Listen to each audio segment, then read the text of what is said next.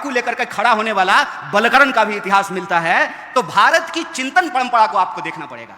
भारत में अगर ईश्वरवादी सत्ता है तो उस ईश्वरवादी सत्ता को चुनौती लेने वाले विचार भी आपको मिलते हैं। फर्ज कीजिए, चांद तो वही है ना भैया, जिसको आप करवा चौथ में भी चलनी लेकर के देखते हैं और ईद में भी देखते हैं।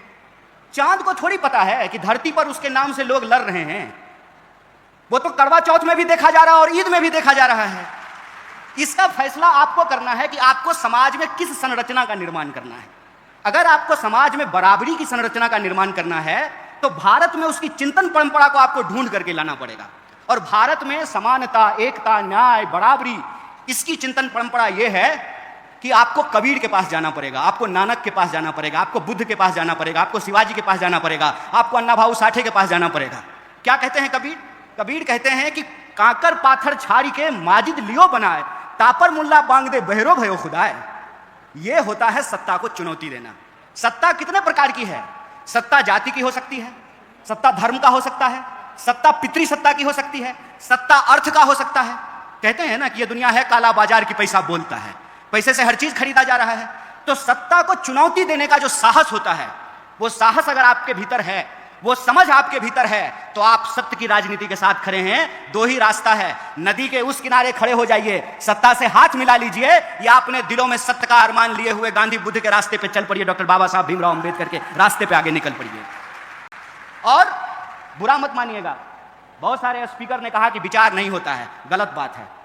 अगर विचार नहीं होता है तो आप में और कुत्ता में कोई फर्क नहीं है, इस बात को याद रखिएगा।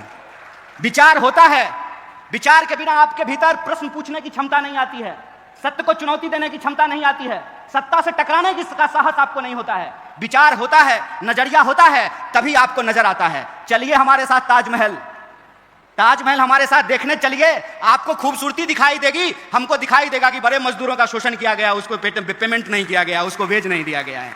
एक ही चीज है, उसको आप किस नजरिए से देखते हैं, ये नजरिए पे निर्भर करता है। और मुझे बताइए, गन्ने को यदि चना कहने लगे तो चने गन्ने जैसा स्वाद तो नहीं देने लगेगा ना। सिर्फ नाम बदल देने से क्या होगा? लड़ाई हमेशा सत्य और सत्ता की रहती है, और सत्य और सत्ता दोनों बदलते रहता है। ऐसा नहीं है कि यह हमेशा अस्थायी रहता है। सत्ता भी बदलता है और सत्य भी बदलता है।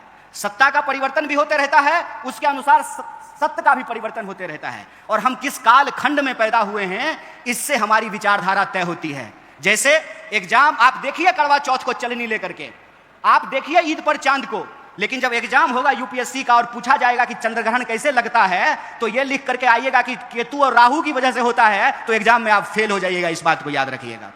विज्ञान से पहले तर्क है, और तर्क की अगर आप बात करेंगे तो इस देश में तर्क रहा है, और तर्क ने हर प्रकार की सत्ता को चुनौती दिया है। वही कबीर जो लिखते हैं कि काकर पातर छारी के माजिद लियो बनाए, तापर मुल्ला बांग दे बहरो भयो खुदाए। वही कबीर लिखते हैं कि पाथर पूजे हरि मिले तो मैं पूजूं पहाड़।